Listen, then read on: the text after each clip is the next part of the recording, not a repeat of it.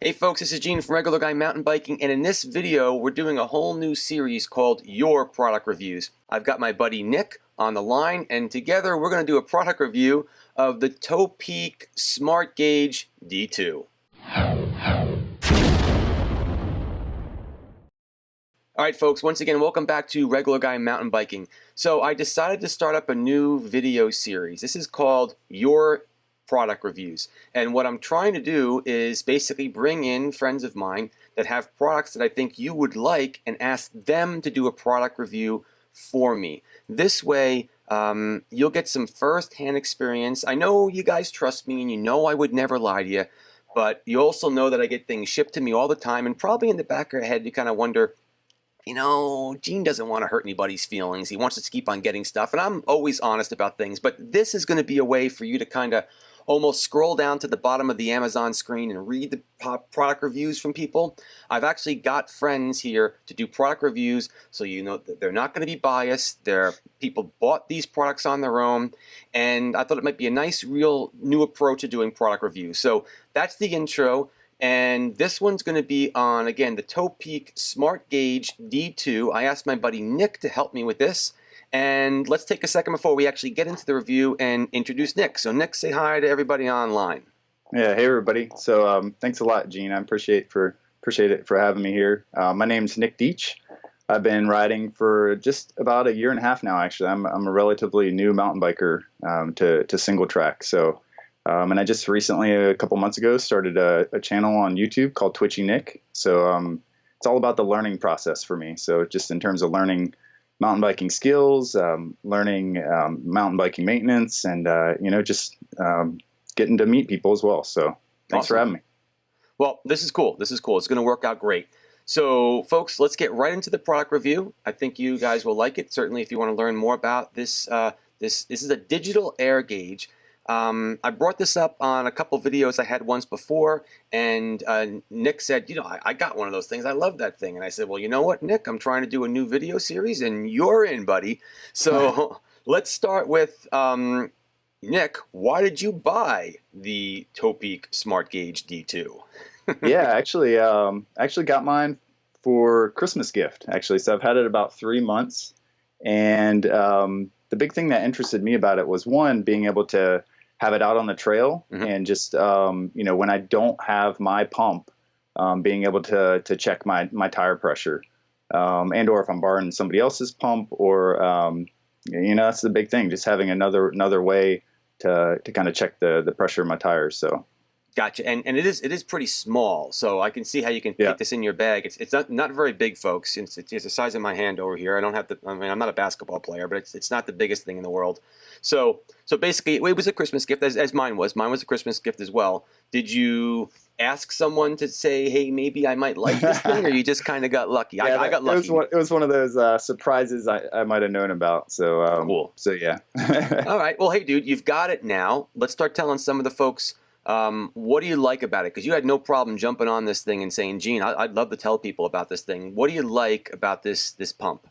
Yeah, one of the first things is this pivoting head. Yeah, cool, so you can actually rotate the head of the gauge, which is really nice. So depending on where you're trying to get between spokes, that's a really nice feature.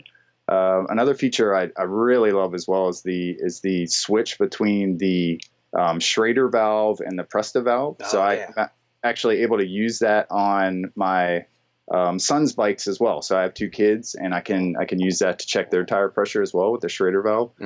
I like that too, because I have another digital one that I bought for my car, and I forgot that one only had the larger valve. Yep. And I always got to put a little adapter on the other thing to try it. It was driving me crazy. So that was a huge feature, and it works really well. You just slip it back and forth, and you can switch between valve types. Yeah, that's a really good point. Like, you don't even have to attach anything else, right? You just flip the switch. There's no additional parts. Another nice feature is the fine tuning. So you can actually, when you have it on the valve, you can, and you got a reading, you can actually press the tune button, and then it'll create like an active like live whatever update of the gauge, and then you can press this little yellow button and it'll release air, so you can kind of remove air and get a live reading as you're as you're adjusting the air pressure. So I think I remember reading about that. If you don't press the button, what I remember is when you put it down, this is how I've seen it working, it stays on the highest level. You know, whatever it is, it shows it to you. So you can kind of, if you can't see it, you can push it, you can take it off, you can read it. It kind of locks it on there. Yep. But right, the other one, you can put it on there, and it's an active reading. So as you go and you click the you can change it and stuff like that. Cool. Yep.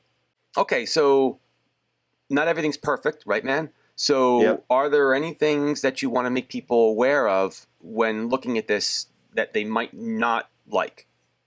Yeah, so I would say two things I don't like about this. So one being when you have it on the Schrader setting, the connection point is just a little bit too shallow. Okay. Right. So right where, because the way it works when it has like the dual setting is when you have it on Presta and you push it down, it actually, your valve goes into the head here. Okay. But on the Schrader setting, it makes it a little bit hard to get the connection. So I feel like it may not always get an accurate setting. Interesting. On the Schrader setting, but I haven't confirmed that for sure. But it just has a little bit of a shallow head. So that's one thing I would say that is a little awkward for me on it. The other thing, just the one other like small thing I would say is it does have an auto turn off feature, and it's a little bit quick. It's a little bit quick for me, right? Okay. So like I may, I get a set, or I get a reading on it, may set it down, grab my pump, start putting some more air in it, and again, then it's like turned off on me or whatever. So Gotcha. really minor, and obviously it helps save battery. So not a real big complaint there. But all right, well now, before we wrap this thing up, you said you wanted to talk another thing about using it for a shock. You said you tried it. Is there anything else you wanted to add on that? Yeah. Good point. So I have tried it on the shock, and I would say the big thing is that it obviously, because of the higher pressure, I feel like it you immediately lose quite a bit of air when you use it on the shock. So I would not recommend it. I believe it can read up to like 250 psi or something. I think it something like that. Yeah. But so I tried it. I tested it. I wouldn't do it again. Gotcha. I'd rely on my shock pump. So yeah. That's what I'm definitely looking at this as more of a tire gauge. Yeah. Shock pump Completely would be agree. Just because the shock has to be so. 5 psi makes the world of difference on a shock and a fork. Yeah. So you kind of want to be dead on with it. Yeah. And once you press it on there, right? I mean, you've probably at that higher pressure, you've probably lost quite a bit of psi. So yeah, that sounds about right. Yeah. All right. Well, let me ask you this, dude. Nick, do you like it? Who would you recommend this thing for? And any closing things you wanna wrap up with this thing that you want to let people know about? Yeah, definitely. I mean, I use it quite a bit, so definitely would recommend it. I would say in terms of who I would recommend it for, definitely riders that really want to dial in their tire pressure. I mean, me, I get it within a range. I'm good, a relatively new rider, so I'm not really noticing it as much in terms of. But I think a rider that really likes to dial in their pressure would benefit from it. Somebody like myself who's a family man that might have multiple different bikes with different valves, and you have the ability to easily flip between the different valve settings. Really good practical uses for that. And then just riders who are out and about and may not have access to their own pump. Right. So, and just need to know, have kind of a standard, consistent way of measuring their tire pressure. I didn't even think about that. You take this, you go to fill your bike up at the gas station or something like that. That's a very good point. Or you're borrowing someone else's pump and you don't have. I didn't even think of that. Yeah. I mean, it's not really all that big to put in there to get that. It's a good point. Yeah. Great, man. All right, well, folks, this has been our very first. So I want to super thank Nick for this. This is the very first. Recording of this new series I want to do, your product reviews. I think Nick did an amazing job. I think he hit a lot of valid points, my friend, and it makes a lot of sense. So I thank you so much for doing this for me. And yeah, of course. I think a lot of people will appreciate this. Yeah, definitely. So let me ask you folks, did you like this? Can I change or add anything to this that might make it better? Would you like to do one of these? Do you have a product that you love and you think other people would love it as well? and you want to share what you know about that with other people, let me know. I mean, I'm just starting this thing out. I think it's going to be a really good idea, but I can always use more people on the channel. And I've got such an amazing subscriber base. I mean, I've said it over and over and over again. All you guys are amazing. I met Nick as a subscriber. Yep. So, I mean, the list of awesome people I've met through this just keeps on growing. So you guys all rock. And would you like to do one of these? Let me know. Send me an email. My email's all over the place. And that's really about it. So thank you so much. If you like this, give it a thumbs up. Share it with your friends. As always, leave some comments down below. If you've got this gauge, let us know what you think about it.